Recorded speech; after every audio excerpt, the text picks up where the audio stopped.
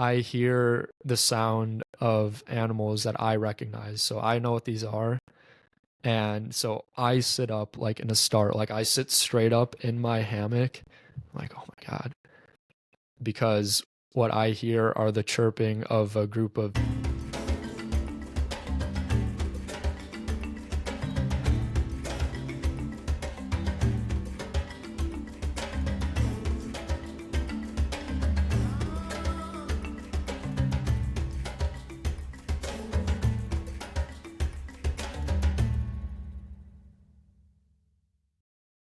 Hello, everyone, and welcome to the Chasing Wild podcast, your home for all the best content on conservation, wildlife, and adventure. Our mission is to bring the wild to you. We're your hosts, Jake Johnson, Dean Dudzik. Dean, how we doing? doing real good. Let's talk about Doing, the Amazon. yes, sir. So, for those of you who are just listening to part one, we are going to be jumping into part two today of Dean's recent trip to Peru. Just got back a couple days ago. And I'm going to be weighing in also on some of my experiences that I had while I was in the Amazon rainforest, so both the Peruvian Amazon rainforest. So yeah, we're going to have a fun, probably a lot of discussion here about Yeah, it was a bucket list for you too, right? This was always a bucket list place absolutely. for me. Absolutely. So, jumping into the Amazon rainforest, we left off with Dean had just flown from Cusco to Puerto Maldonado, which was the town that we both stayed in prior to jumping really into the Amazon excursion. So, Dean, why don't you go ahead and pick up where you left off? We're in Puerto Maldonado. Yep. So I think where we left off is my friend and I, just as a little bit of a refresher, my one Mm-hmm. friend and myself are the two that ended up going to the Amazon. The other three at that point were headed home. And we land in, like I said last episode, what's the smallest airport I've ever been in. It's Mm-hmm. literally just two gates on the ground level, like the level of the tarmac, and you walk down the stairs, like the stairs that they wheel up to the airplane, from the airplane down to the ground, which I love because it makes me feel like I'm Indiana Jones, kind of. Yeah. Um, Yep. it's like that like old school expedition feeling. It is. It So really I is. I like that. I like walking down and up the steps. Well, because you're part of it right away, like you're Yeah, not like walking through the airport and then you get outside eventually. Like yeah, you're yeah, okay, you're boots on the ground, literally, like you're in it. So, yeah. And then when we land there and you walk outside, like obviously the heat and humidity hits us right away because in Cusco it was, 50s to 60s, and in Lima, really nice, it was like 70s. But in Puerto Maldonado at that point, it's like high 80s. It's quite warm, like floating around 90. And and that's obviously, because of the elevation difference. definitely. Yeah. Yeah, Cusco is 12,000 feet higher than Lima and Puerto Maldonado, so much cooler and Mm-hmm. a bit drier as well. But obviously, in the Amazon, it's going to be hotter and way more humid. So that hits you right away when you land in around the rainforest. And we grab our bags at the airport. It's like a all open air airport, which is pretty cool Mm-hmm. Yep. because it's unlike anything we have here in the States, which is like very sterile, uh, all air conditioned and much bigger. So that was uh, like a quick, like you get your feet wet right away in a Yeah. sense. Yeah. Like, this is something completely new to anything I've ever done. And we our tour, which the company we went through, which I'm happy to say on this podcast, I'll refer to them many times because I'll highly recommend them to anybody that wants to do this type of trip, was Jungle Pro. And Okay. we grab our bags and you walk out and you're looking for like your name on somebody holding a piece of paper that's there to pick you up. And our guide, Victor, which was the guide for our entire trip, was waiting for us Make sure with, to real quick, make sure to remind me when we're going through this. I want to give them a shout out in our like comment or our description of yeah, the yeah, episode, so we can highlight yeah, them too. Yeah. yeah. We'll give him a shout out at the end too, just Hmm. to kind of finish off the episode because I am really proud to have done the trip with them and then give them their props in the episode and wherever Hmm. we post the episodes. So we met our guide Victor at the airport, and he's there with the driver from the company as well, who's going to shuttle us from the airport through the town quickly, and end up at the office of the tour company.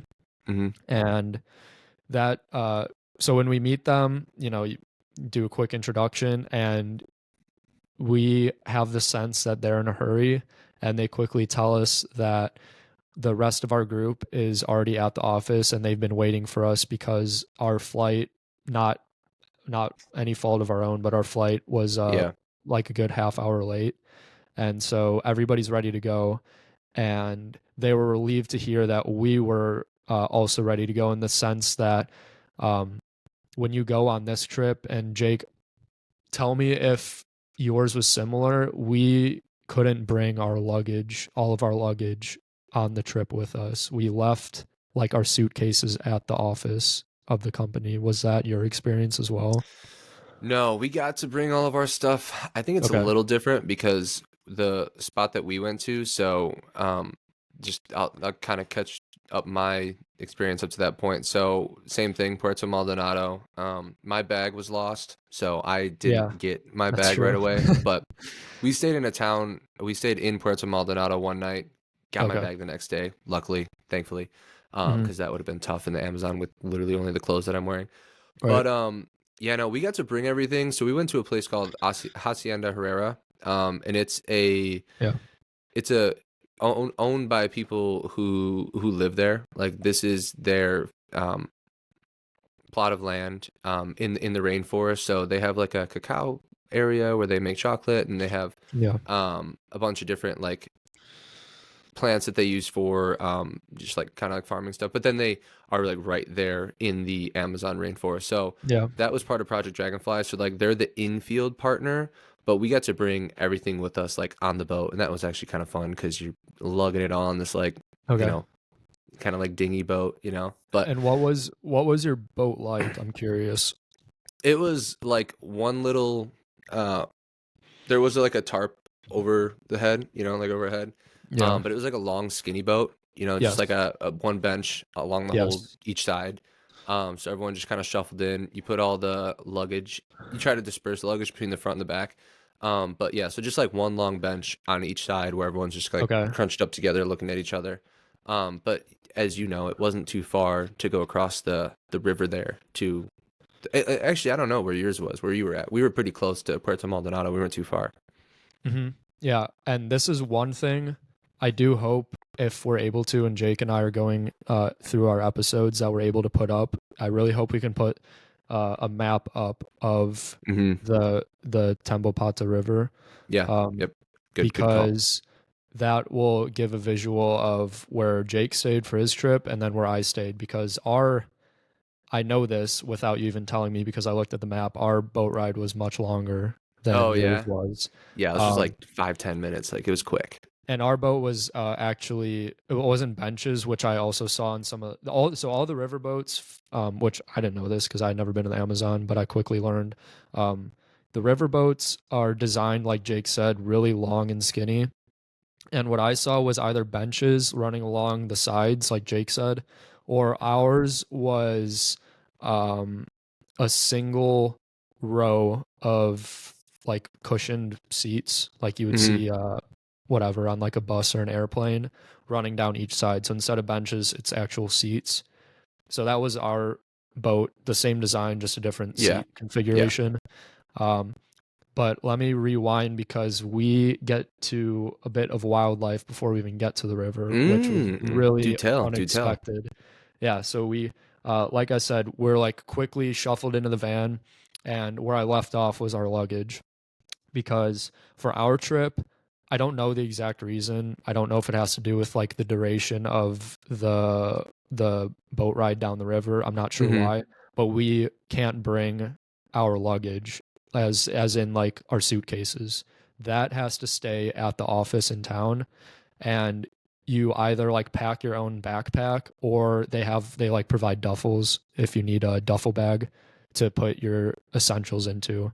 Gotcha. So, like in my backpack, I have my camera, bug repellent, flashlight, sunscreen, a pair of slides or sandals, um, my toothbrush, toothpaste, some like Tylenol or Zyrtec in case I need it, Hmm. and some like electronics to charge my phone and my camera. So like just Bare what I minimum. need, Yeah. Just just what what you I need. need for the 3 days in there, and the rest of my clothes are just in my suitcase, which is left at the office.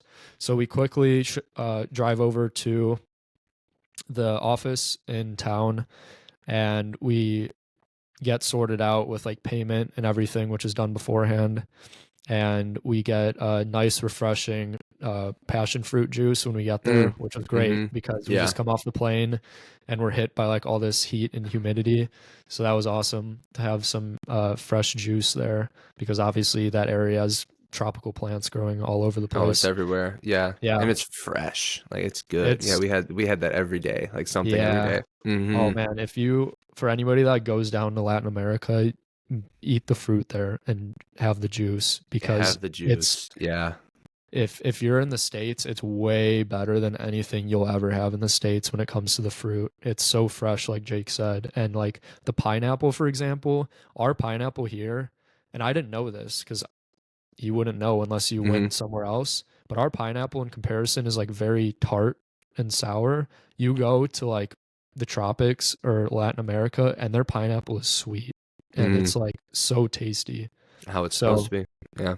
so get if any of you listening ever go to like Peru or Latin America, have the fruit. Yeah. Amazing. And I'm not like a huge fruit guy myself, honestly, but it's so good.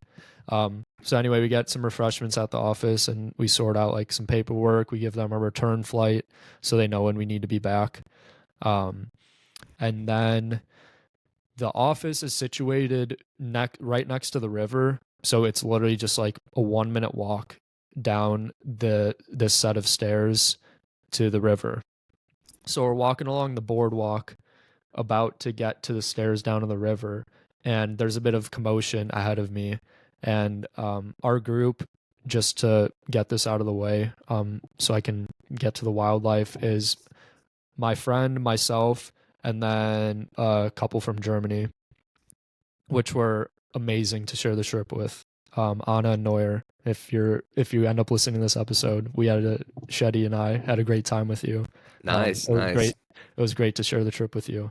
I think Um, that's one of the best things too, and just sharing trips with strangers, yeah, like being able to just go with people that you don't know and just, because you're all having this shared unique experience, and I love yeah, that, and that's how ours was too, is, with Project Dragonfly, and you're in class with these people, but I'm in with like 15 other students, and I don't know any of them, so they're all like new strangers. Besides one of them, I'd gone to Baja with, but sure. yeah, continue. So, four of you. Yeah.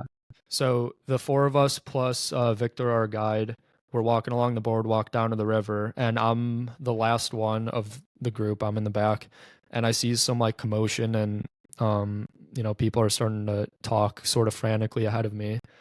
And sure enough, about 20, 30 yards into the trees to the left of us as we're walking down to the river is a three-toed sloth moving through the Uh, trees. yep. And dude, I was ecstatic because it took me 2 weeks in Costa Rica searching to find a sloth. And within, I kid you not, the first 2 minutes, there's a sloth right there. So I'm like, my mind I is wonder. I wonder where you was this by like a hotel bar area or no? no, No. no. Okay. Because we saw one the first day that we were there too. We went over all to grab lunch at like this spot because we got there the day before we were Yeah. going to the rainforest, and we saw a three-toed sloth up in this Oh, tree, and it dude. was like no way. Yeah, the Yeah. first sighting of wildlife, and we've both worked with two-toed sloths, so to see a Yes. three-toed sloth was fun. And you've worked with a Yes. three-toed. Yeah? Do you have three? Yeah, regardless. No, I've worked with both. So there's two species of two-toed, Hoffman's and Linnaeus or Linnaeus's. I've worked with both species of two-toed. Three-toed, for whatever reason, don't do as well in captivity. Mm, So yeah. you don't really see them in like zoos or aquariums for whatever Gotcha. reason. Yeah, Um, but but great way to what we start though, right off the bat. oh You my know, god. seeing an animal like that. And dude, like I said, like I'm losing my mind because I'm telling my Mm-hmm. group, like I turned to Anna, who's in our group, and I'm like, it took me 2 weeks to find a sloth in Costa Rica. Like I was looking every day for him, and we're 2 minutes in, and there's a sloth right there, and we're all like, the energy is up immediately, and we're all so excited. And I'm taking the best pictures I can. My pictures admittedly weren't great because the lighting is bad. You're shooting Mm-hmm. up into the sky, which is and it's like high noon, so it's really Yeah. Oh, bad. yeah. It's never easy, Um, but you can still toss and them up there. yeah, and the pictures don't matter as much as like the experience Yeah. itself, obviously. And the pictures did turn out okay, and like I do a bit of editing just to like brighten them up so you can actually appreciate the animal a bit more. And for any like wildlife nerds like Jake and I out there, I don't think this was a brown-throated three-toed, which is the species that I saw in Costa Rica. I haven't looked it up yet because I'm still going through my pictures, but this one had way more white and light markings on its back, and it had a lot more contrast. The brown throats are they're most like uniform brown, Yeah. very like dark faces and necks. This one had a lot of white on it, so I believe it was a different species of three-toed. And I haven't, like I said, I haven't looked it up yet. I just got back recently. I'm still sorting through stuff, but so we're off to like a flying start. We see a sloth 2 minutes into our Amazon trip, And I think and just to kind of like, I don't know the type of audience that is listening, but Dean and I are both huge wildlife people. Like that Mhm. is, wildlife conservation adventure. I think we're both primarily driven by wildlife, at least myself. That Yeah, was always my thing as a kid and growing up. But yeah, um, definitely. to see an animal like that you want to see during your trip, like Yeah, right away, like first day, first couple of minutes for you guys, like it yeah, is the best way to start a trip because you're already like, check, like what's next? Like yeah, let's keep going. Yeah. So all right, continue. Jump on the and boats. yeah, and dude, like you've said this before, and I approach it the same way. I kind of treat like my target species on a trip as kind of like a Mm-hmm. bucket list. Like you want Yeah, to like the collectors. Yeah. ultimate goal is to see them all and like be able to Mm-hmm. cross them all off your list and have pictures of all of them, and then you come back home and you get to show all your friends and your family like all the species that you're able to find on your trip. Yep. So 100%. boom, sloth, check that off right away. Yep. We get in the boat, and from Puerto Maldonado, which is the town that we fly into, to our lodge, which I'm going to try my best. This is a really difficult name to pronounce. Let's hear it. It's two words. It's Finca and then uh, Sacha Vakayok. And I'm sure I'm butchering the second word. But that is our lodge westward down the Tambopata River, Mm-hmm. Hey, you which gave it a Jake, shot though. That's what matters. yeah, which is the same river Jake was also sort of based off of for his Mm-hmm. Project Dragonfly trip. Um, but for us down to our lodge, it's a 40-mile, 2.5 hour boat ride That's a lot down. longer than ours was. Yeah, yeah, down the Tambopata River, and the what we learned was that as you go down the river, you enter a buffer zone, which I believe is the zone from like the town until you reach a checkpoint, which is when it becomes the national reserve.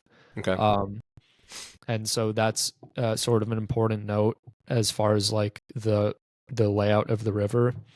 And so anyway, we're making our way down, and you kind of have like when you have to go somewhere on the river, there's a balance between making your schedule on time and then stopping for wildlife. So the driver, Iban, fantastic as well. Shout out to Iban. He was our boat driver for the entire trip.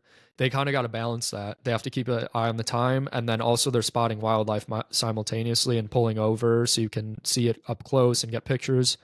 And so I would say about halfway through our boat ride, an hour in, we uh, pull up on the river to a group of 12 capybara getting out of the Mm, river nice. and getting Nice. up onto the riverbank, and they start foraging on all this the grasses along the riverbank. That like I didn't even things like big mammals and what I would say like what are the megafauna and the charismatic megafauna of the Amazon, like a capybara, which is the world's largest rodent. Species like Yeah, that, good tip. yep, species like that, I like don't necessarily go into expecting to see that, because a lot of those like larger mammals are not maybe not be as common, and you might not be likely to see them. You might have to get really lucky. And Hmm. we're fortunate to already have seen a three-toed sloth. And an hour into our boat ride, we see a group of 12 capybara. I believe it was like it was split like roughly 50-50 between adults and babies. So I Mm. get to see a whole group of not only adult capybara but also their offspring too, which is amazing. And we're seeing them exhibit all their natural behaviors with them getting up on the riverbank. And like I said, they start foraging on the grasses. And, at this point, I have my camera out and I'm just taking tons and tons of pictures. And we watch them for a good, I would say, 10 minutes or so. Yeah. And they're they're very relaxed. And when they get on the riverbank, they all kind of adopt this post or like alert position where they kind of sit on their haunches and they're all facing the same way. And then after what it seemed like, and again, this is like anecdotal, but it seems like they determined that the coast is clear. Um, Jaguar are their big predator in the Hmm. Amazon. And So Cayman. Jaguar and Cayman, definitely. So when they're on a riverbank, I, you can only assume that they have to check that the coast is clear, if you will. So after that, they're really calm and they're just going about their business. Like, obviously, they're aware that we're watching them, but it's really cool because they're just exhibiting what they would normally do, whether we're there or not. And I think So, they know that like they've probably seen so many boats go by that oh, like for sure. boats aren't a threat. Yeah, But to see, dude, the 12 of them, we only saw two the entire time we were there. And now you're there 12. in the wet season, correct? We're there in the wet season. I was Yep. there in the technically the dry season, which if like one of the biggest misconceptions that I had when I was there was like it didn't really rain at all while we were there. And I don't know how it was for Mhm. you, but that was so weird because I expected like torrential downpour every day at some point, but it didn't really rain at all while we were there. What about you? Yeah. Yeah, no, we got really lucky. Our first day, or like first, it's like a half day for us. It doesn't rain at all during the day. And the following day, we just had an episode of rain for maybe like a half an hour, which is nothing. That's Like nice. you Yeah. can cope with that, and it's no big deal whatsoever.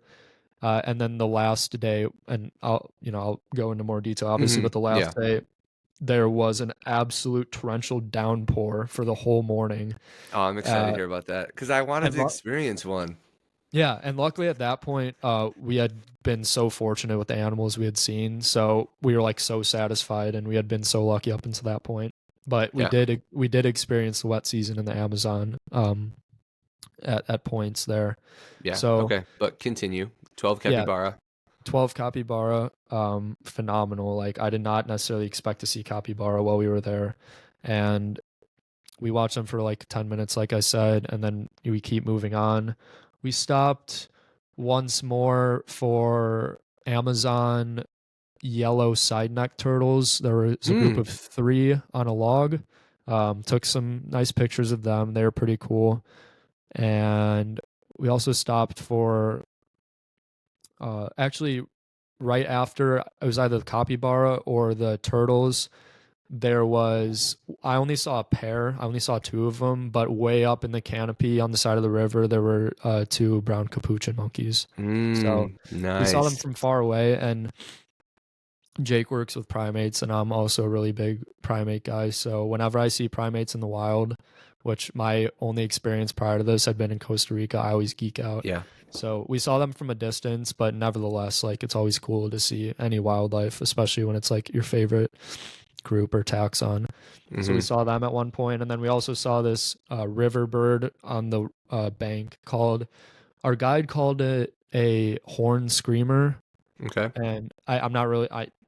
A lot of the species that we saw, I have no I didn't know exist. Yeah. Like the biodiversity is immense in the Amazon, so people that didn't grow up there are only going to know a handful of the species. So a lot of new species to me. And anyway, that was the wildlife that we saw making our way to the lodge, and we finally get to the lodge. I don't know, around 4 or 5, and like I said, it was a 2.5 hour boat ride, 40 miles from the town. So you're going in quite a ways into the Amazon, and as you go, there's already very little development or houses as it is, which is great, and I hope it can stay like that as long as possible, because unfortunately in Peru and in that particular region, gold mining is becoming an ever increasing issue, and that's something we discussed a lot on our tour. So that is a really big threat to the region. So we can only hope that those threats are mitigated as best as possible, because it's a really special area, and I can only hope that it's preserved as long as possible, because it's really incredible, and the people that are there and participate in this ecotourism really do care a lot about the region, and they have such a wealth of knowledge that would be a massive shame if it was lost. So yeah, we make our way down the river, and the little development that is there just keeps dwindling and dwindling to a point where you're only seeing a house like every few hundred yards, and then every few miles, and we get to our lodge around 4 or 5, and from there we kind of start laying out our game plan for the rest of the night, which is to check into our cabañas, which are, Jake, because I've never even talked about this with you. How was your lodging there? Because ours was these individual cabañas, which are all connected to boardwalks. And they're like these cabañas, like their word for like a little wood house kind of that's built on the boardwalk. So how was your lodging when you were in the Amazon? Same thing. Yeah. Okay. It was like it was like one long one kind of, and the rooms were, I don't know, couldn't have been like wider than 10 feet. I would say like 10 by 12 probably, and it had 3 beds in each one. And when you walk in, it's like there is a door, but then it's open air around you, so like there's no screen or anything. Oh, no screen. No, we had mosquito nets in so like each bed is covered by a mosquito net. Yeah. So like you had to do your due diligence to like tuck yourself in the mosquito net at night, so that you weren't getting a ton of different bugs and stuff. And there were, like, especially at night, in the morning, like you would wake up and there'd be a bunch of stuff. Like I remember there was a spider in our room. I'm not like averse to insects at all, or arachnids, so didn't bother me. But yeah, that, and like they were all connected, so each group of students was like right next to each other. But there was wood between them. Obviously, like girls and guys do not see and stuff. But yeah, that was ours. Okay, that sounds pretty similar to our setup. The only big difference that we had was we did have mesh enclosing our cabana, and then we also had the mosquito nets for when you sleep at night, because even with the mesh, which we had, there are still insects and other invertebrates that do get inside, like inevitably. Oh yeah. The Big rainforest is chock full of that stuff, so they'll get anywhere. You can't keep them out. Everything. Yep. Yeah, we didn't end up having like any vertebrates or mammals in ours, but I swear the first night when we were eating dinner, I thought I heard one of the guests come into the dining hall, and they said something weird, like they had like a sloth in their cabana or something like that. It was something. No way. A sloth doesn't sound right, because I don't know how a sloth would get in there, but it was like some sort of mammal, and I didn't get it exactly, obviously, because I didn't hear clearly, but it was something that like raised some sort of concern that was bigger than an insect. Yeah. So I'm curious as to what it was, but we check into our cabana, which is like absolutely beautiful. The bathroom is the nicest bathroom I've had on the whole trip. Like the quality of everything is like exceptional. I couldn't believe it. And like we said, like there still are insects and stuff in there, but but like the actual structure and the design is like beautiful. It's all this beautiful natural woods um and all that. So we check So in. ours. Let me just Sure. jump in, and I'm not going to go into all of my trip because we won't have enough time to do both. But Yeah. just to kind of give a glimpse, our trip was specifically like authentic and rustic and meant to be like this is. It wasn't anything fancy for tourism, basically. So like Yeah. our shower situation and our bathroom situation was fine. I had no complaints. I mean, I've been in a couple like, rustic trips, so I'm used to it, but like, you know, uh the bathroom was better. It wasn't bad. It wasn't like a nice bathroom, but like the shower was like freezing cold Okay. water. And it's just Yeah. like you pull it and it's on. It's like, oh my God, it's so cold. It was so cold. And we were there in the dry season, so like it was hot during the day, but it wasn't super hot at night. So like Mm. by the time you were like ready to shower, it was pretty cool. Like it was Mm. cooler, I would say. Interesting. Not like Interesting. I'm drenched in sweat, like give me a cold shower. So it was like, oh man, this is Was it cold. I'm interested because obviously we were hmm there at opposite seasons. Was it cold enough that you had to put a blanket or a sheet on at night? No, not that cold. It was just Okay. like I think I still slept like I'd sleep without a shirt most. I think I still slept without a shirt and like Okay. was fine. I did have a blanket on though. I always have a blanket on, but like a Okay. thin blanket. But it was just cool enough to where it wasn't like, oh, it's 95, 100 degrees out, middle of the day, hot. Like, give me a cold shower, it doesn't matter. Yeah. It was like, 80s, low 80s, maybe high something like that. And it was like, oh man, cold shower does not feel good right now. But regardless, Yeah. we digress.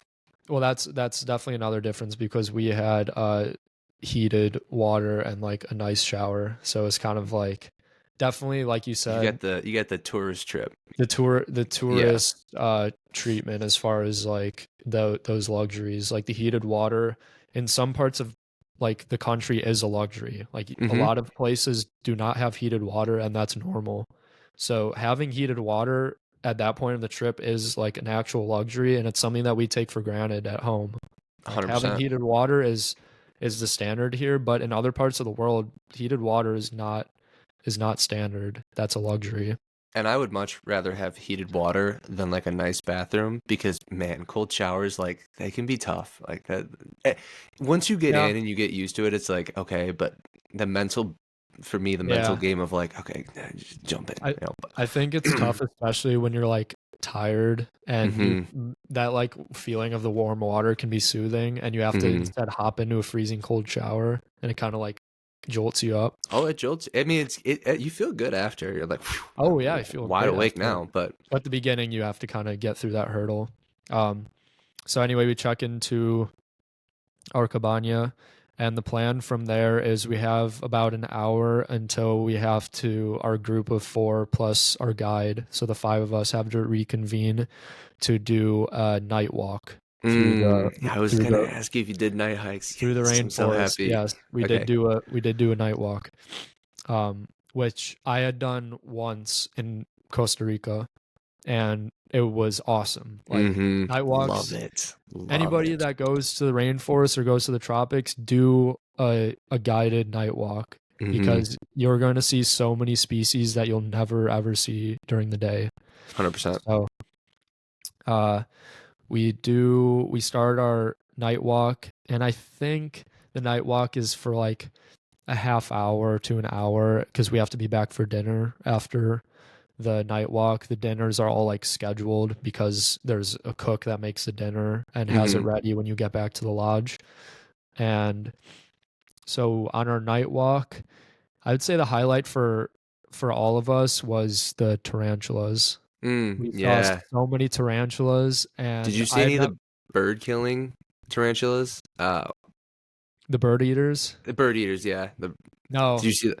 Dude, those things are Did you see bird ginormous. We eaters? did. Yeah, we Oh, did. that's They were awesome. huge. Our guide drew them out of like a hole in the ground.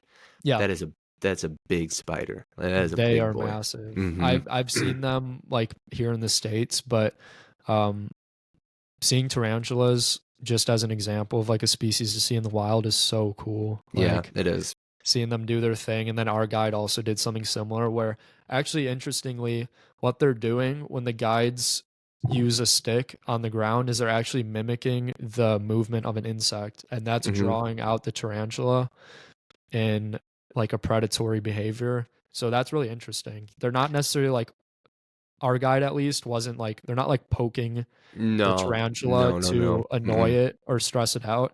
What they're doing is more subtle. They're actually mimicking a prey item, and that draws them out of their burrow or whatever the term is that you'd like, and then they attack that vibration because they're very sensitive and attuned to vibration when they're hunting. So a cool little tidbit there. The plethora of knowledge that these guides have out there Yeah. is like I could sit and talk to them. And I went on a few night hikes. One night, like where it was just me and one other person. Most of the nights that everyone went, but like I went on every night hike I could go on. And Yeah.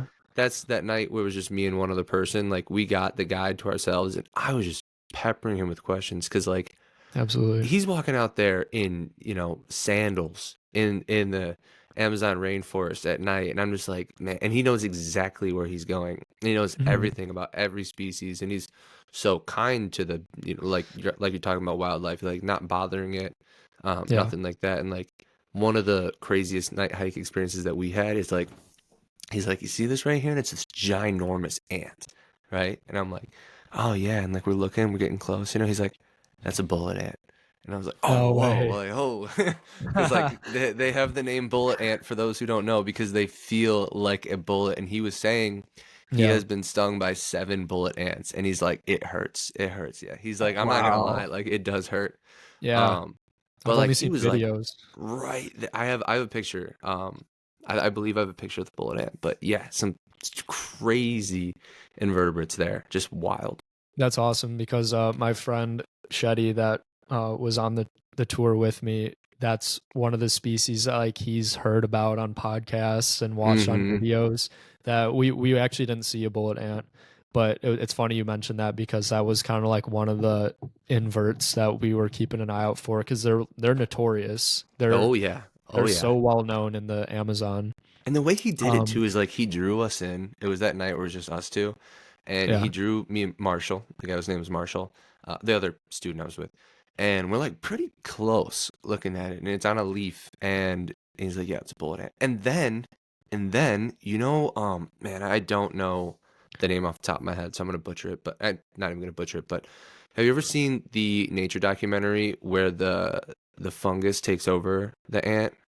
Um, oh man. Mm, no, I don't think so. Let, I'll circle back to this. I wasn't prepared to talk about it. So, That's but fine. essentially Yeah. essentially like it like takes over its brain. It makes it climb high. Oh, yeah, Yeah. yeah, yeah, Yeah, yeah, it makes yeah, it climb up high, and yeah. then it like bites into the tree, and then it Yes. basically turns like the fungus then comes out and the ant's Hmm. gone, dies. And Yeah. it's crazy because it literally takes over Yes. its brain and tells it what to do. We saw those too, and we saw that example. I do have a picture of that as well, like a fungus coming out Okay. of an ant, like just Oh, crazy, amazing. like science fiction stuff, wild. But No, okay, once you went into detail, that rung a bell. Yeah, I I've think it heard was in about one of the that. planet Earths. Yeah. And I will circle back and find the name of it and everything. But yeah, I don't know the species either. I like leaf cutter ants a lot. I saw those on Costa Rica. For some reason, I don't think I saw them in Peru. I don't know if they're not. Did you see leaf cutters? I think so. I would have to go back. I don't. This was a few years ago for me, and I didn't Yeah. exactly jot down as many species as I wanted to when I was going back through my notes. So we did. Yeah. There was I think it was leafcutter ants, but I'll just cut to this real quick and then you can jump back in your story. But we spent a night at Lake Sandoval, and we got these, like, we were just we were staying there with a family, like a family who lives on Lake Sandoval. Like, they do Yeah. tourism there. That's one of like the, 7 places that you can go stay. But it's super rural. So, like, they just give you a tent, and then you go find a plot on their land, and you just pitch your tent. Well, that was the night that me and Marshall did the night hike, and then we come back and everyone's asleep. And so I, go in my tent that night, and I'm, sitting in my sleeping bag, and I'm like, I'm like feeling like itchiness, and I turn on my headlamp, and there's hundreds of ants. I think they're leaf cutters, in Okay. my tent, and I'm like, oh my. So I like start kind of freaking out a little bit. I pull my sleeping bag back, and I find there's two little holes, and then I find outside of my tent, I'm on a highway of where the ants are Yeah. going through, so they're in my tent. So it's like 2 in the morning now because we were on this night hike for a long time. Nobody else is awake, and I've got 100 ants in my tent. So I quickly like get some tissue paper, I stuff the holes, and I'm like killing all the ants that I can. Sorry, ants, but gotta sleep. I got Yeah. horrible sleep. I slept like 2 hours that night. Woke up, I Oh, had I all these bet. bug bites on me. It was horrible. But I think those were leaf cutters. They Okay. weren't bullets, so that's good. Yeah. If they were bullets, Yeah, oh yeah, it would have been. I I'm don't. waking someone up. Let me sleep with you. Yeah, you're not going to bed at all. Mm-mm. That's No, a but that's a good genuine jungle experience at oh least. yeah, and I was the only one who had it. That was great. Yeah. No, fair play. No, Um, but okay. Anyways, yeah, so back to the night hike. The big tarantula species that we saw a lot was what Victor called chicken tarantulas. I wasn't familiar, and I don't know if that's a species that you heard of not when not, you were not walking. familiar. Yeah. So we saw lots of those, and the adults are good sized. I would say the size of like a side dish plate, like a Hmm. side dinner plate. So they're a very good sized tarantula. Yeah. Um, but quite dark. A lot of black on them. And then the majority of what we saw was consisted of tarantulas, tree frogs, and inverts, like what Victor called like crickets and grasshoppers and moths and what one thing that was neat was because obviously you're seeing nocturnal species that are active when you're walking around, but a diurnal species that's kind of cool to spot while you're on these hikes is butterflies that'll be sleeping Mm. on the leaves and on the branches along the path. So that was pretty interesting. You don't Hmm. obviously keep diurnal species in mind maybe when you're on these night walks, but seeing butterflies sleeping on the leaves was actually pretty cool. And I enjoyed finding those as we were walking along. But, as I'm sure Jake, you did as well, like you're walking down the trail and you all have a flashlight in hand Hmm.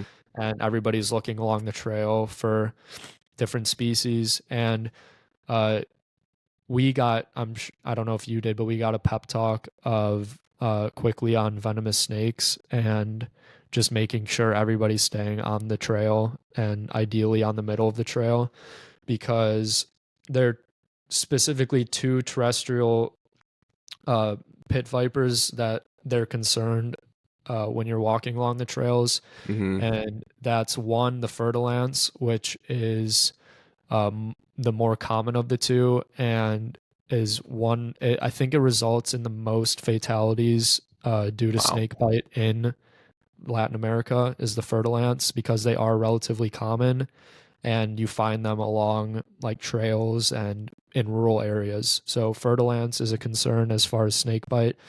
And then the Bushmaster, which is the largest viper in the world. Yeah. And like that's a bucket list species for me. I really wanted to see him in Costa Rica. I really wanted to see him in Peru, but they're quite uncommon, at least in Costa Rica. Yeah. But we got a quick pep talk on the trail about just kind of like staying in your lane and not wandering off. Um, but we do that walk for like 30-60 minutes, and we didn't see any mammals that I can think of. Okay. There are a handful of nocturnal animals that you might see. One that I saw in Costa Rica that I didn't see in Peru. In Peru, I guess they call them kinkajous, but in Costa Rica, I remember them being called kinkajous, but that it might also just be an English Spanish Yeah. um, difference. But no mammals, just a lot of inverts and amphibians, which was Hmm. great because you don't see a lot of those during the day, especially like the tarantulas and stuff. So we make it out of the night walk, and then we have dinner when we get back to the lodge, which you eat as a unit, like as a group. So each guide and group will sit at a table, kind of like within your own group, Yeah. which is cool because then that's a great time. And Jake, I'm sure you did this whenever you had time with your guide to like pick their brains, a hundred not percent. only about like the wildlife, which you did and I did a lot, but just like their experience living in the area. Mm-hmm. Our guide did grow up in Puerto Maldonado, so he was like a local, and this is what he knew was the town and then the Amazon and the rainforest. So you get to pick their mind about like the country, about their experiences, about the wildlife, about how they got into their career, and you get to know them as people, which is really cool. And you get to do that also with like your group members, which Jake Yeah, talked about in the beginning of the episode, which is such a cool experience the because best. Mm-hmm. yeah, because like sharing these trips is great with friends and family because it's obviously somebody or a group of people that you enjoy being around, but having a connection with somebody that might even be like in our case from a totally different part of the world and having that shared experience in a foreign unfamiliar situation is like it's really fulfilling, and I think it's something that everybody should experience at some point because it really broadens your mind Mm-hmm. and it It gets connects you out of you your comfort zone. yeah, Like totally. one of the like I talked about the in the Baja episode, just like being able to get out of my comfort zone and do some of the snorkeling stuff. It's so much easier to say no to your friends and your family, like people who know you really well, just because you're like, no, I Sure. don't want to do that. But when you have strangers who are doing it, for some reason you feel like kind of elevate. Maybe not everyone, but like at least me, and I would assume you too, kind of feel like okay, we're all in this new experience together. Like we should all just try it. You know, like we should try Sure. these authentic experiences versus Yeah. like maybe in your comfort zone, your comfort circle, the people you know, you're like, no, not for me. I'm not gonna do a night hike. But all these strangers are like, "Oh, yeah, I'm gonna go with them. You know, like they're doing it. I'm gonna do it. So Yeah, it's a different mentality when you're it like really is. sharing those experiences with a group because like you know, it's all new stuff to the group as a whole. And like Hmm. you said, when you're with a group, you have to make like these mental compromises that you might not have to, like you said, when you're with family or only with friends because it's a lot easier to say no, Hmm. which I think the one of the principles of these trips is to get out of your comfort zone. Like that's really something that 100%. is absolutely essential to these trips because most of the time you are going to be out of your comfort zone, and if you don't embrace that, you're not going to have a good time. And it will lead to so Um, much growth. I mean, like for these yeah, types of trips, they are opportunities for you to grow as a person. You know, absolutely. add experiences to your collection, and really learn more about yourself. So yeah, getting out of your comfort zone is definitely essential. But Yeah, so you're talking to your guides, you're yeah, talking to your people around the dinner tables, right? yeah. We're sharing our like first meal together and kind of getting to know each other, and then this is also a time to preview the itinerary for the coming day, and um, our plan is to meet in the like common lodge area outside the dining room around 3 a.m. the next morning. Ooh, 3 a.m. baby. 3 a.m. So not really Love the that morning. time. Not really the morning, kind of like the middle of the night. Yeah. Um, but like like the earlier we get up, the better for me because I want to spend every waking moment like doing something. Yep. You know Got what to I get the mean? most of it. Because keep in mind, and I don't know if I mentioned this in this episode or the previous one, our tour for my friend and I is only 3 days and 2 nights. So that really just consists of one full day. All we Hmm. have is really that one full day and then like a combined maybe full day between the other two. Yeah. So when he says meet at 3, I'm like, okay, great. Early start, really I'll early be there. start. Yeah. Yep. And we go back to our respective cabanas to go to bed. I could not, and Jake, I had you in mind. Well, Mm. I went to bed this first night because we've talked about before, like when we get really amped up, are we gonna be able to The sleep or not? adrenaline. Hmm. And I was, I think maybe because I was comfortable with the idea that I wasn't going to sleep, I actually was able to. Hmm. And I would attribute that honestly to I was like I'd finally made it, and like all the logistics and all like the planning was already done. And And the I think sickness, the adversity you guys had. yeah, and because like I wasn't confident I was going to get sick again, like all that stuff was behind us, so I felt almost more relaxed than I had been at any point in the trip because all that anxiety of like the travel and logistics was Done. past us. So I actually fell asleep pretty well that night. And Nice. That's good. I didn't need a blanket. I can tell you that. Like I'm sleeping like no shirt. I just just sleep in my boxers, and I'm like totally just spread eagle on the bed because I'm so like I like sleeping in the cold. I like cold sleep. Yeah. So I'm like trying to distribute my body heat as much as possible. So I'm just laying flat on my back with my arms and legs spread out, and that's how I pretty much slept. And I slept great.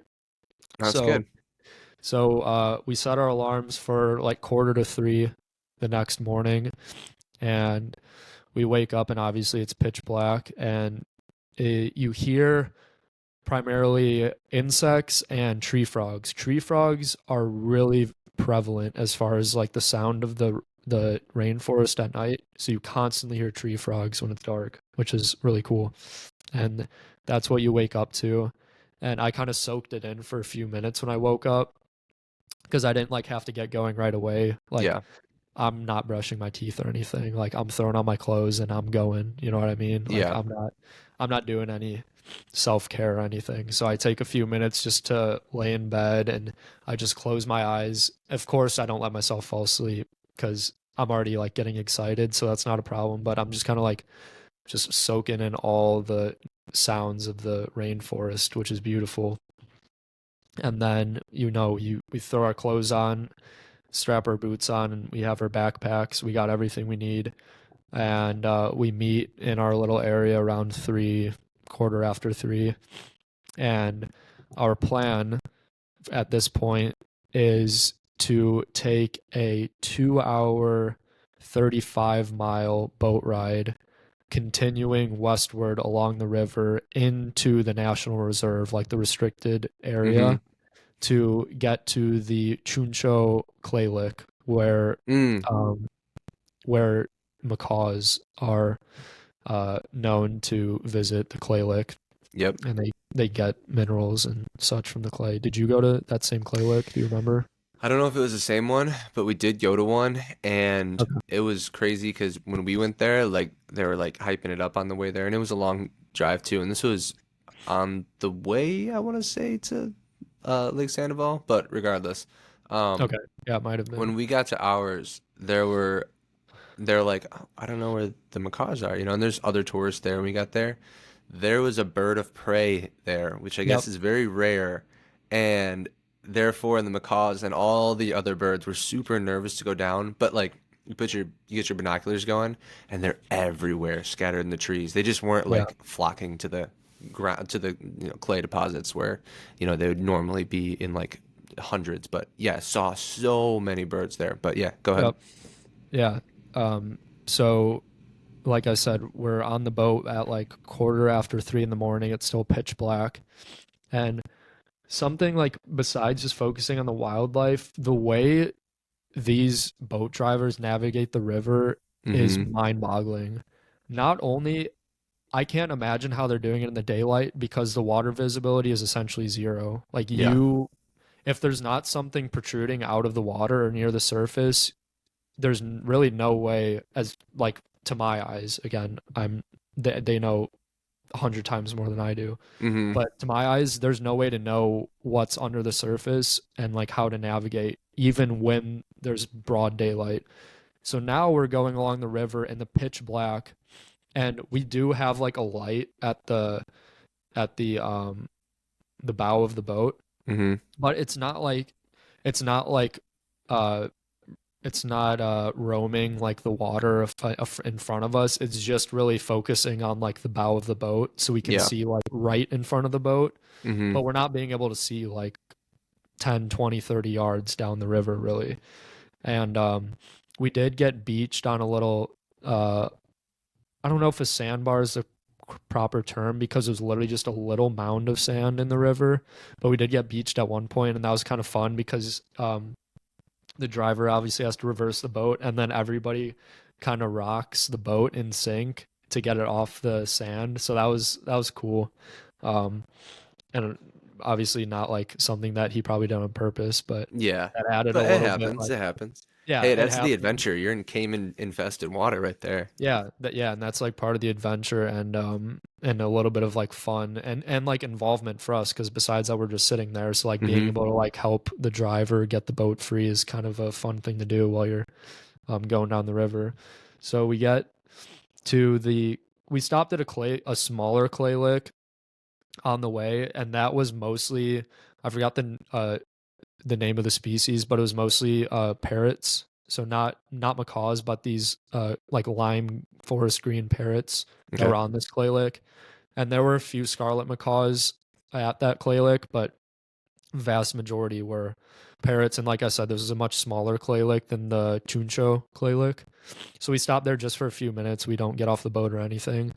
And then we keep going and arrive at the Chuncho clay lick around 5 or 6 in the morning. And our situation is we pull the boat up to this like rocky island that divides the river Hmm. as far as I can remember in my head. And you get out onto this it's like a large island, so you can't even like see the whole thing when you get out. And there's some vegetation on the island, but the rest of it is mostly just like made up of rocks and small rocks and mud and sand. Hmm. And so we walk to the other side of the island, and then from there, on the other side of the river that the island dissects, is the big wall of clay lick. And that's where we see like you just referred to, like the Hmm. massive abundance of the macaws. And I believe there were 3 species of macaw at that clay lick: scarlet, red and green, and blue and yellow. So I it love was the blue cool. and yellows. The blue. That's what our guide got so excited when the blue and Yeah. yellows came along, and they were pretty cool. I think I liked I'll give like the red and greens a shout out. They were really pretty. They're all cool. They're all cool. I mean they're all beautiful. All the macaws are Hmm. beautiful. And like I said earlier, they go to those clay lakes to gather minerals from the wall. Um and then we also had birds of prey in the area that were freaking out the macaws too. Mm. Um the big one that our guide identified as an issue was, I believe, I think he called him a great lined hawk. Okay. It's a hawk that's really beautiful, like a bright yellow beak and feet, and then the rest of it is like this gray whiteout color. And he was, or I don't want to say he, obviously, because I can't identify the sex, but it was down the wall away in a big tree, perched up. And that hawk was freaking out the macaws quite a bit.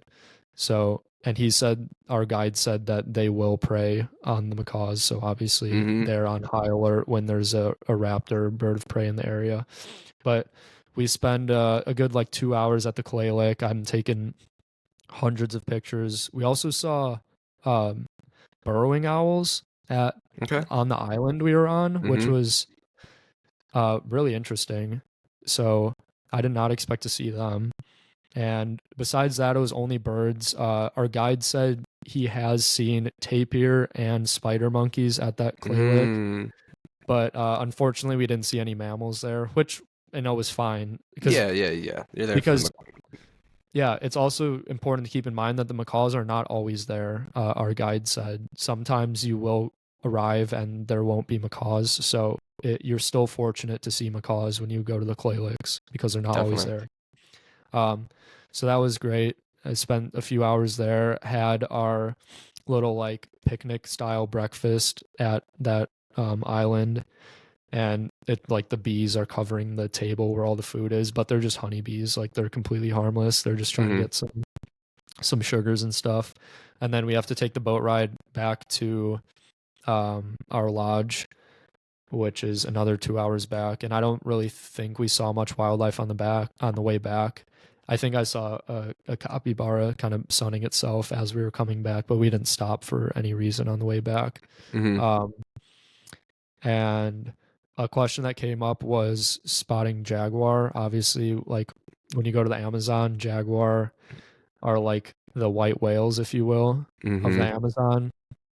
And our guide's input on that was generally he said the dry season is a little bit better for spotting Mm-hmm. jaguar.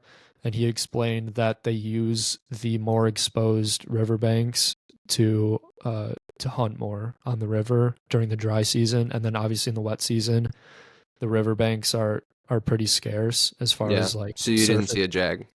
No, we didn't see a jag. We That's didn't okay either. though. I was like, dude, if he saw a jag, I'm gonna be so jealous. That was, I would have lost my I mind. mean, I wanted to see a bunch of things, but that was, we had one spot where they're like, this is where you would see it because we were there in the dry Yeah, season, and that's where we saw the capybara. So that we were like, oh, hopes up, fingers crossed. But yeah, we didn't see any. yeah. And like same thing with us. We passed an island on the way to the Clay Lake, and he was like, "That's Jaguar Island. Like I've Mm-hmm. seen jaguar there before." But obviously, they're still really uncommon no matter what time of Very year you elusive. go. Yeah. Very elusive. So nothing new like to note on the way back, and then we get back to the lodge and we have time for like a little siesta. So we have like an hour to just we all nap because you're pretty exhausted. Early Like mornings. Yeah. you woke up really early and then you have to keep in mind like your brain is so active and stimulated when you're looking at all this wildlife, so you're actually burning quite a bit of like calories and energy even if you're not necessarily moving a lot, so you're tired. Like we were all dozing off on the boat ride back.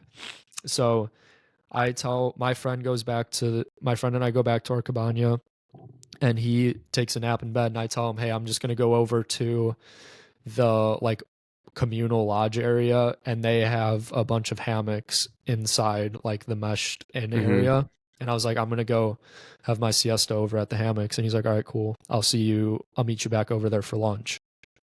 And at this point it's like 11 in the morning and we have to have lunch at 12:30.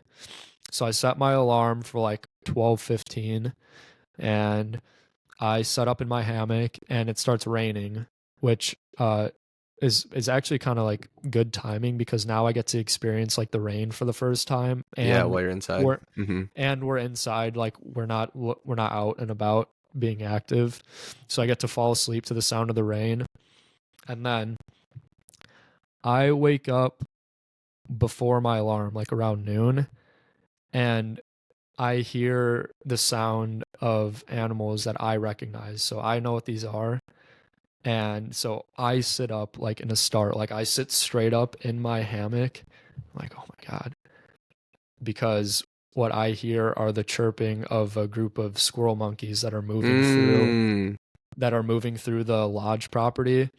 And Jake and I are familiar with them, so we know what they sound like. So Yeah. I Both worked with them. identify I work with them.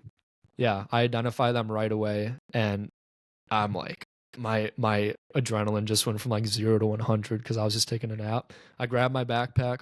I'm about to pee my pants. Like I have to pee really bad, so I take a pee real quick, and then I get outside on the boardwalk and they're moving between the lodge and the river. So I start walking down the boardwalk towards the river, and then yeah, there they are. They're it just had stopped raining and that's why they got up and they started moving through the forest to forage in the middle of the day because the rain had just stopped.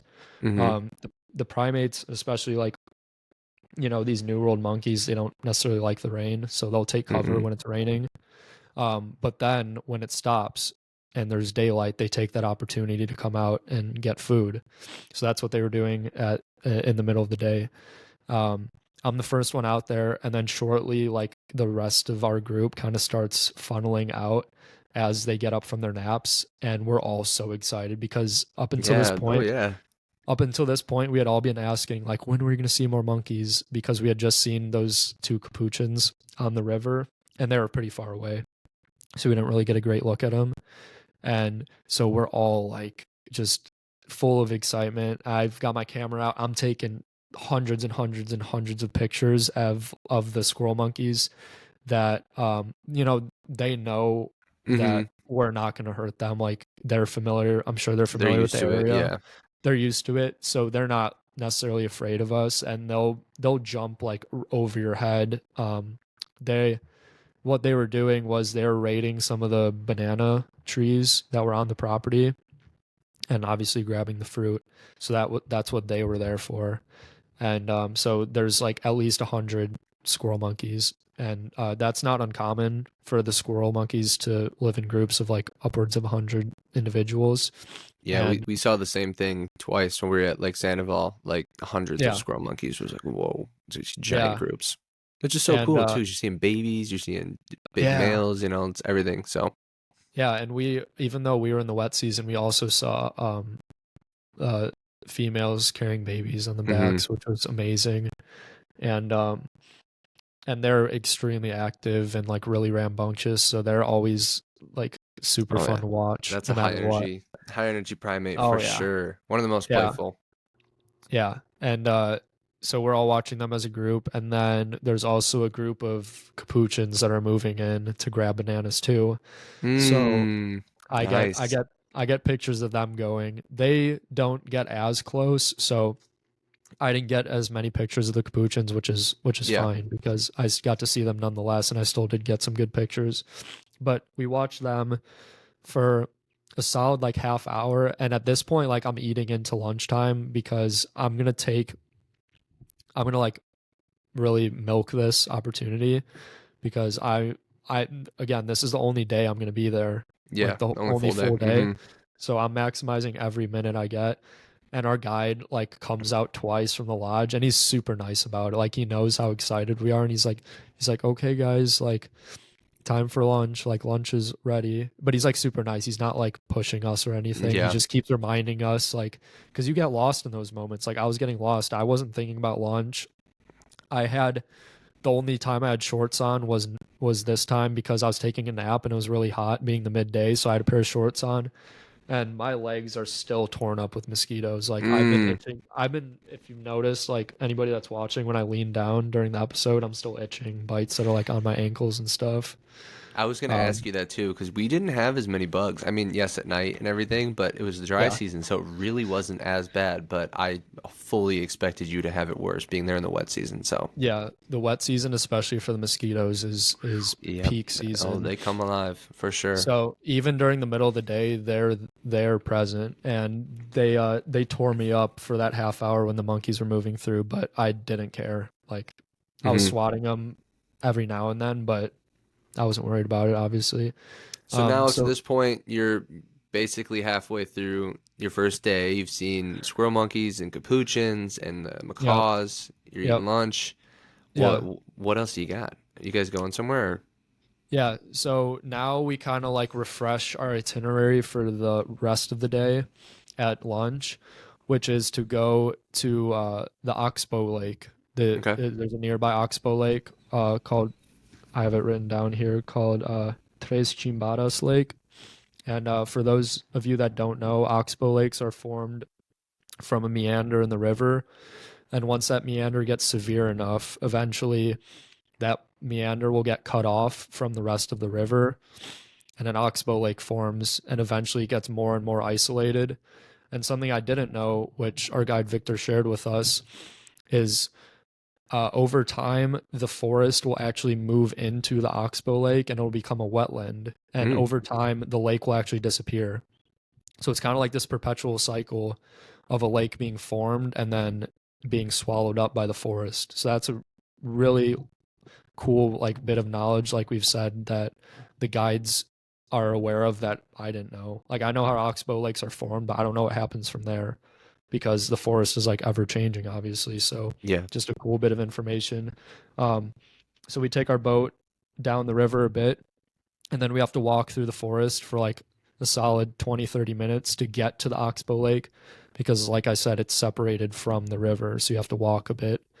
um, it did start raining a good amount at like halfway through our walk, so we throw our ponchos on. I have to be especially careful because I have my camera um, on me, which is not water resistant. So not only do I have my poncho on, but I also have a rain cover for my backpack. So Yeah. I throw that over my backpack right when it starts raining to protect my gear. Um, and then when you get to the lake, it's still raining, and we have to chill out on our boat for like a good 10-20 minutes just for the rain to calm down, which luckily enough it did. And our boat was really interesting because it was essentially a huge raft, and I wish I could remember what Victor called it in Spanish because I asked him, but the back is designed like an otter tail. Mm, That's how he described it to me, and maybe I'll be able to put a picture up too. But how they design it is like an otter tail, and they move it back and forth, so it interesting. moves like an otter or fish tail, and that's how you propel the boat, which was Ah, really cool. that is really fascinating. Yeah, it's really interesting, and it's obviously all like it's all human powered. Like we Mm-hmm. don't have a motor or anything, so that's really cool, and it kind of adds to like the experience as well because you don't have that thrumming sound of a motor or anything while you're on the lake. So it's very peaceful, very quiet. Um, Immediately once we start moving on the lake, there's another group of squirrel monkeys that's getting Nice. active after the rain again, so that's cool. Get to see some more squirrel monkeys right away. Um, but the main objective at being at the Oxbow Lake is to find giant otters. Nice. Okay. That that's our target species at the lake. That and then also to do a bit of piranha fishing, which was fun. Ooh, And very cool. something that I needed clarity on was the reason we were actually able to fish was because we were back in the buffer zone of Mm, the river, which means you're legally allowed to fish. Whereas if you go back into the national reserve, you cannot fish. yeah, You that can't makes take sense. anything. So that's a little bit of information I needed clarity on from Victor. And so we see the squirrel monkeys. We see a pair of cormorants, which are fish eating birds that Hmm. are hanging out at the river's edge. And then something that the guides do, which is really interesting, is they're not only looking for wildlife, but if there's another boat or group in the area, they're watching them as as an indicator for Yeah. Yeah, wildlife. you see them cruise, you're like, okay, they saw something. Yeah. Yep. So Yep. Victor's telling us as we're on the river, because like I said, our target species are giant otters, and he's seen them here before, but only a handful of times. Giant otters are still an endangered species.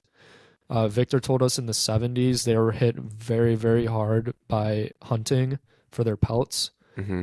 And that's when their population took a massive hit. And since then, they have been recovering, but as of now, when I checked the IUCN Red List, they are still endangered. So And they are they're the still, largest species. There's 13 species of otter. They are the largest species of otter, giant river otter. yes, yep. And like I said, they're still very rare. So it's always like a huge treat to see them, even for our guide. Like he's only seen them a handful of times. So he says, keep an eye on this boat that's a little bit further up in the lake than us because we got kind of a late start because of the rain. But he said, watch this boat, have your binoculars out. Because if you see them, take binoculars out and cameras, then Hmm. we got to get moving and we have to go find what they saw because they're also probably looking for giant otter. Yeah.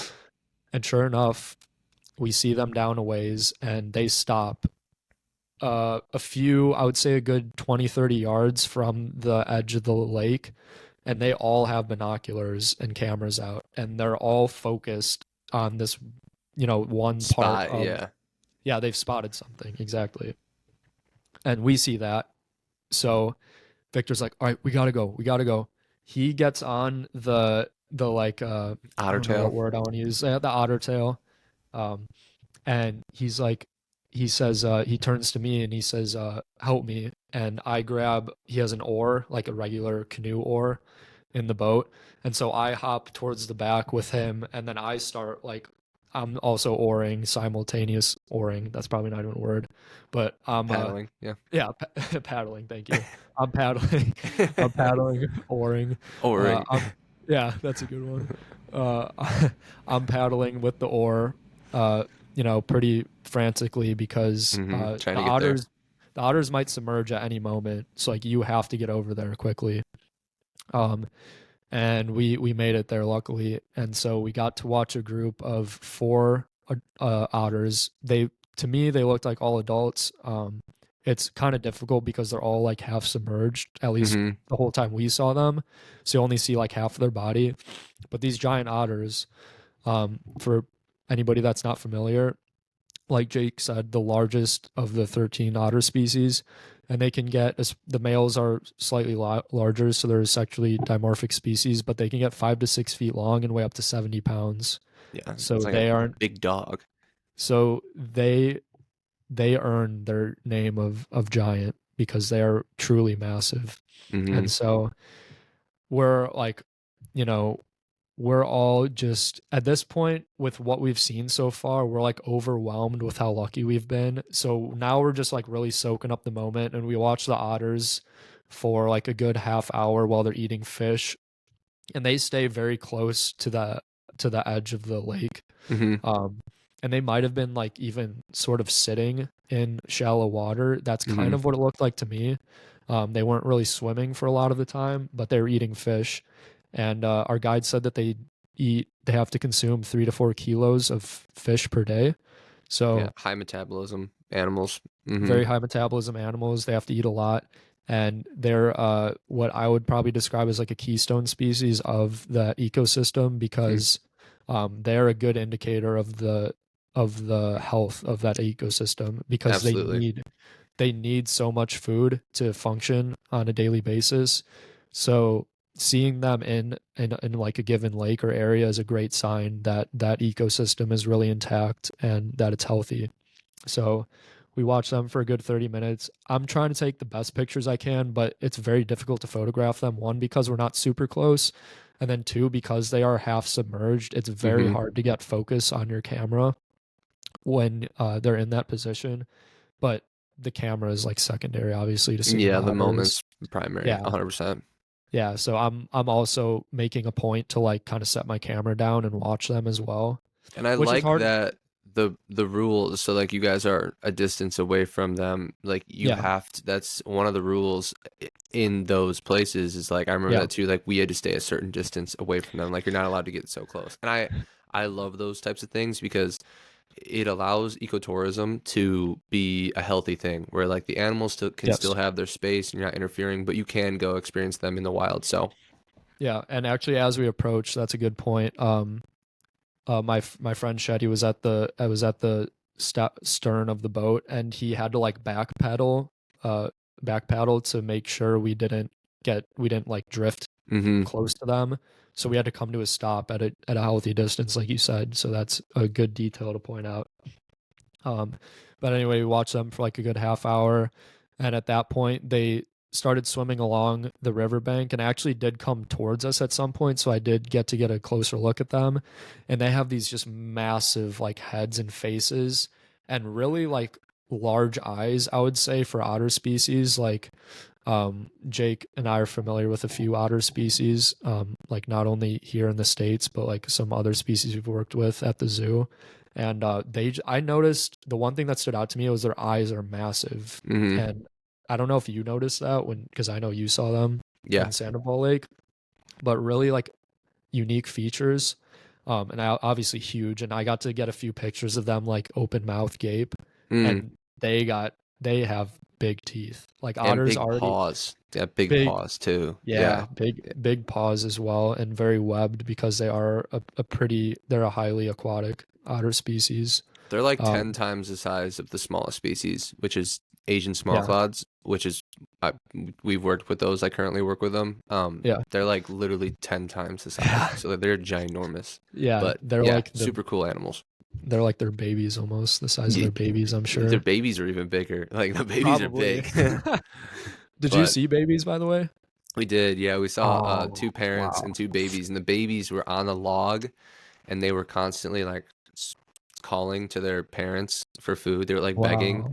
and the parents were Yeah, out actively hunting. And you would see them catch something, beeline it back to them, and then like flop a fish up on this log, and the amazing. babies would tear it up. So like, I didn't have my camera on my trip. I had my GoPro, just because like I felt like the rain was going to be a problem, and we were there for 10 days, so I didn't have my camera, but a lot of people got great pictures, and I've Yeah, seen them on like our shared Google Drive, and I have sure. even GoPro footage of them. But yeah, that was excellent. I'm just so like the whole time I'm watching through the binoculars, and I'm like, oh my Yeah, gosh, yeah, this is crazy. Yeah, they're super yeah. cool. That was definitely a highlight. 100%. And like I said, we were so lucky to find them because they are so rare. So, Hmm. um, they're definitely sort of like a white whale species, I would say, along with the jaguar. The Hmm. giant otters are right up there as far as like highlight target species to find in the Amazon. So we're all ecstatic. They start moving along, like I said, and eventually they completely submerge and go There you wherever go. they go. Yep. They're gone. Yeah, like they were never there. Um, and then we start making our way back. We stop for like 10, 20 minutes to do some piranha fishing, which was fun. That was like a little Did you bit catch of any? yeah, dude, it took me forever. We kind of made it a like kind of a game like Hmm. between my friend and I, and then Neuer and Anna. So they were killing us for a while. I ended up getting two, and then unfortunately my buddy Shetty didn't get one. So sorry, Shetty, Ah, if you're come listening to on, this. Shetty. The Yeah, worst. No, I'm just you'll kidding. yeah Next time. we'll maybe next time we can go back and then we'll set the score right. But yeah, doing that was fun because it was like a bit of a hands-on activity, and then everybody's like piranhas, at least in America, are like really infamous. Like they're like notorious for being like these scary fish. I mean, yeah, they have sharp teeth, but like Jake and I fish a lot too, and like Hmm. the teeth aren't like any worse than like a walleye or anything. Like they're not they're not the scariest animal in the world. If And you they're not like man eaters like people no think, you know? They no just are a specifically carnivorous. I yeah mean, all fish eat, fish, but they're, I don't know. I they'll eat agree. I anything. agree. They get a bad rap. Yeah, and if anybody listening that wants to look up a scary fish in the Amazon, look up a vampire fish. That's Mm. scarier than a piranha. Do you know what Um, we saw? Just to not to go too long, but we saw an sure. arapaima. Oh Yeah, have my you ever seen god, River Monsters, Jeremy Wade? I know Um, arapaima. Yeah, yeah, so they're the largest. Yep. they breathe air. So we would see on Lake Sandoval, which is where we saw the giant river otters and the squirrel monkeys, but we would see these like bubbles of air and then like a Yeah. little swirl. And our guide was like, "That's an arapaima." And we're like, "Really?" He's like, "Yeah." And then I was like looking out at a caiman once, and one came like a lot closer into my view than the caiman was, and it just like you see like it's like kind of like suctions in the air from, so Yeah. it's like kind of like this pocket, and then just like a little swirl, and I was like, oh my gosh. And my guide's like, yeah, that was an Wow. arapaima. So not like a jumping out of the water or anything, but Yeah, yeah, yeah. like saw where it was and everything, which was cool. Did you guys see And I caiman? we actually on our way back, like where was with the piranha fishing, we just saw like the dorsal surface of Mm, a black caiman on the nice. lake. But I think that the two species our guide said are more likely in the dry season are jaguar and caiman because the river's so much lower.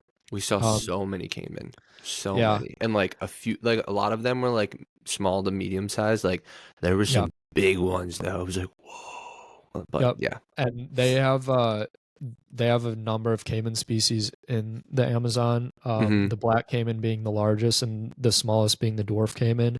Luckily for me, because I'm a huge crocodilian guy, like crocodilians are one of my favorite taxon, my favorite group of animals. Shout out to Steve. So shout out to Steve. And luckily for me, like I said, I'd got my fill in Costa Rica.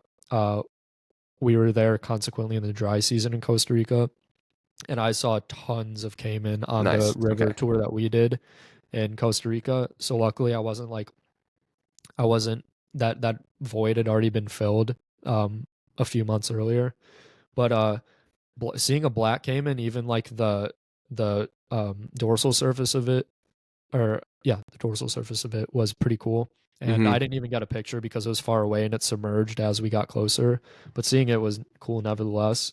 And on our way out, like I said, we caught some piranha, and then we had to make it back through the jungle back to our riverboat where our driver was waiting because it's getting dark now, and he's Hmm. waiting for us. And from there, we made it back to our lodge for dinner, and that Oxbow Lake excursion was the last activity we had of the day Hmm. as far as like wildlife, which at that point is like we're very fulfilled for the day. Oh We yeah, have great seen day. we Yeah. have seen macaws, Giant river monkeys, otters. a species I even forgot to mention, Jake, that I saw after the capuchins and the squirrels moved through was I got to see a family group of TT monkeys Nice. right next to our lodge.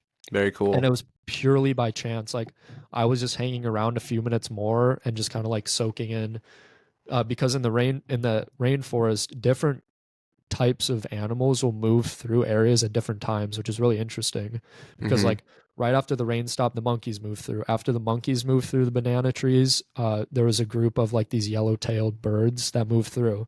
So it's really interesting how like cyclical the rainforest works. Yeah.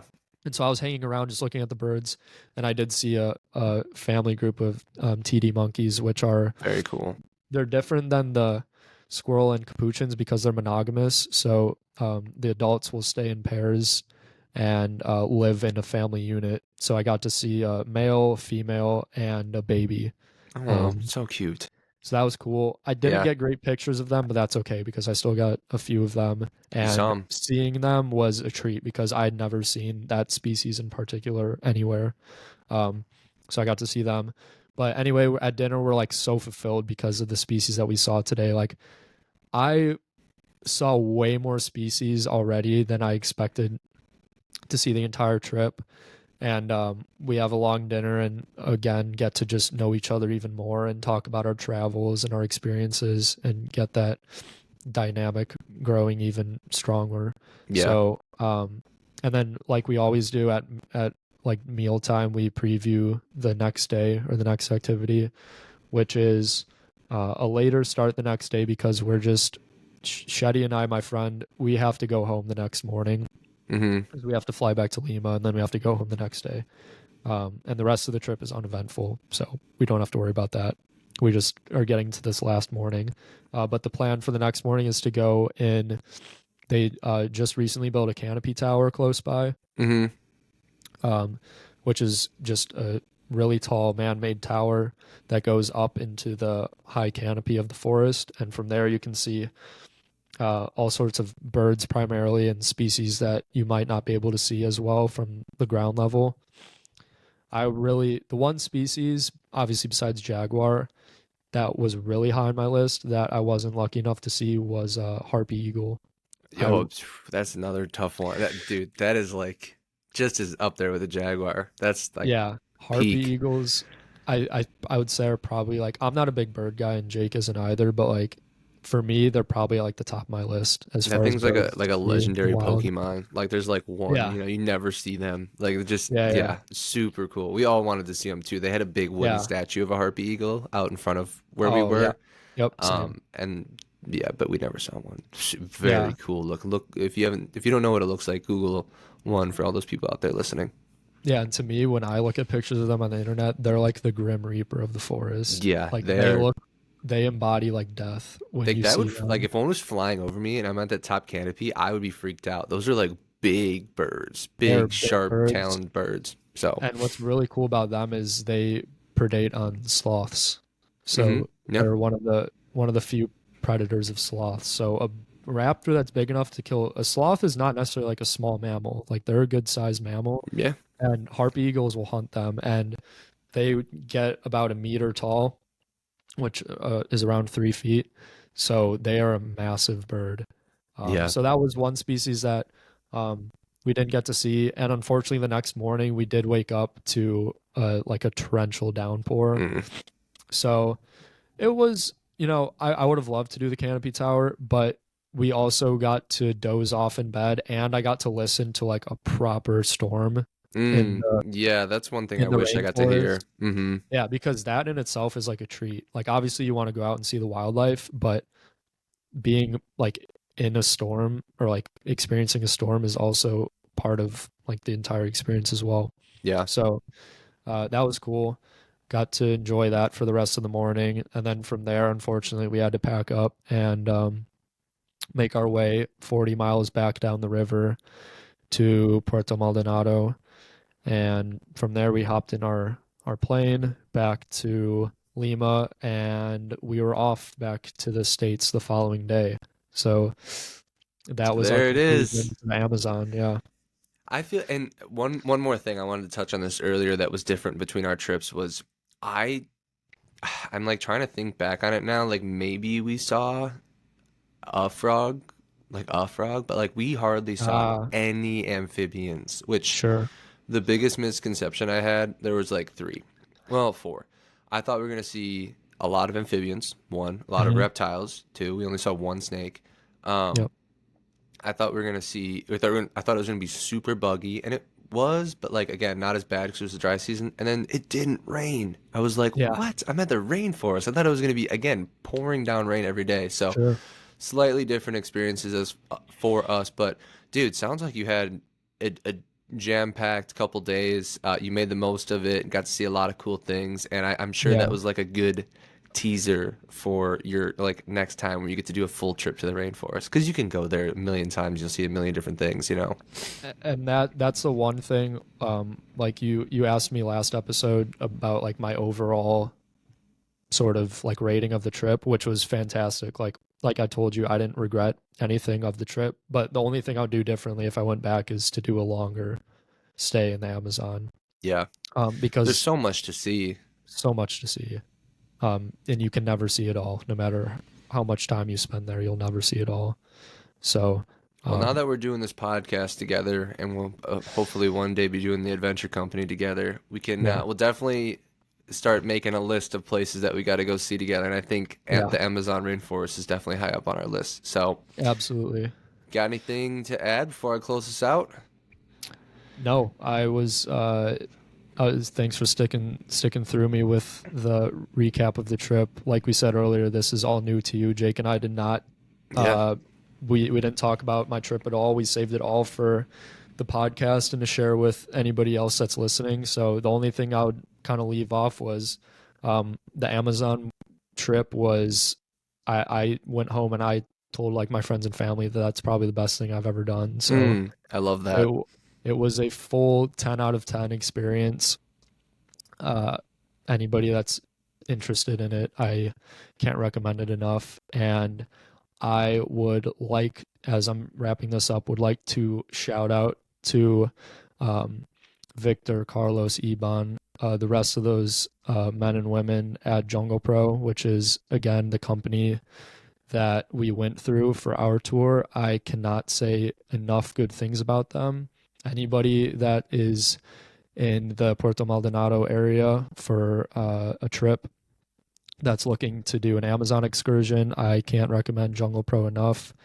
If you have any questions about, and this can go to Jake and I obviously, like about doing a trip like this, or companies to go through, or places to stay, shoot us a message or leave a comment or whatever, because we would love to help out with that. And for myself, I can't recommend Jungle Pro enough. So, big shout out to them. And if I go back, I would be really happy to do another trip with the Jungle Pro again because they were awesome.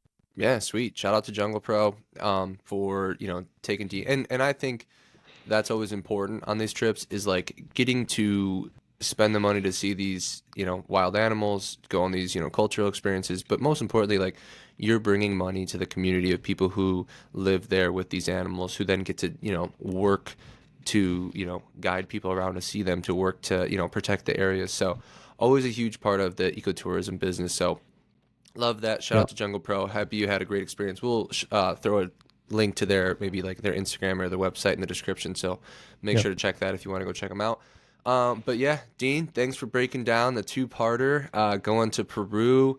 Again, this is a fresh end of 2024, beginning of 2025 trip for him. I love to hear it. This was my first time hearing all of it. So last episode, we got to talk about him in Lima. Cusco and Machu Picchu, some more of like Mhm. the cultural stuff in the Yep. area and kind of experiencing the people aspects of Peru. And then this second episode, we got to talk about the Amazon rainforest, touching on his experience and going a little bit into mine. I'd love to do another episode talking about some of the experiences that I've had, but maybe we'll save Yep. that for an episode where I can hopefully bring on one of the people who work at Hacienda Herrera so I can get a more in-depth experience. So, but thank you all Yes. for listening to another amazing two-part episode. Dean, great job on the story. Loved hearing it. And we will see you on the next episode of the Chasing Wild podcast. See you guys. Thanks everyone.